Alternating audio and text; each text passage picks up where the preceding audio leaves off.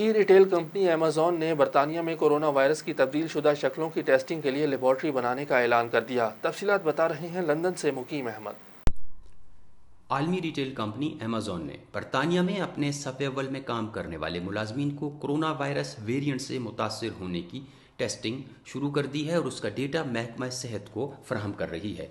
Amazon Bharat میں corona کے زیادہ متاثرین والے علاقوں اور ویرینٹ کی ابتدا والے علاقوں سے بھی اعداد و شمار اکٹھے کر کے ان کی ترسیل کر رہی ہے۔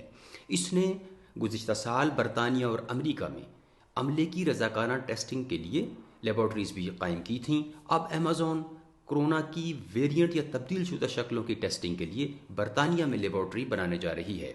ویکسین کی تیز فراہمی کے بعد برطانیہ معیشت کو کھولنے کی طرف گامزن ہے، جو کہ کئی مہینوں سے بندش کا شکار ہے۔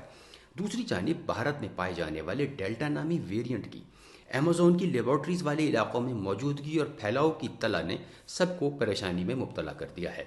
ایمیزون آنے والے وقت میں برطانوی شہریوں کو کورونا وائرس کی ٹیسٹنگ کی سہولیات فراہم کر سکتی ہے۔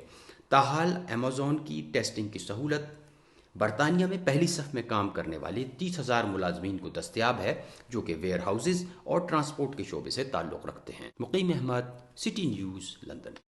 نیوز اسٹوڈیو سے فی الوقت اتنا ہی۔ کسی بھی خبر کی تفصیل جاننے کے لیے وزٹ کیجیے ہماری ویب سائٹ citynews.ht.tv۔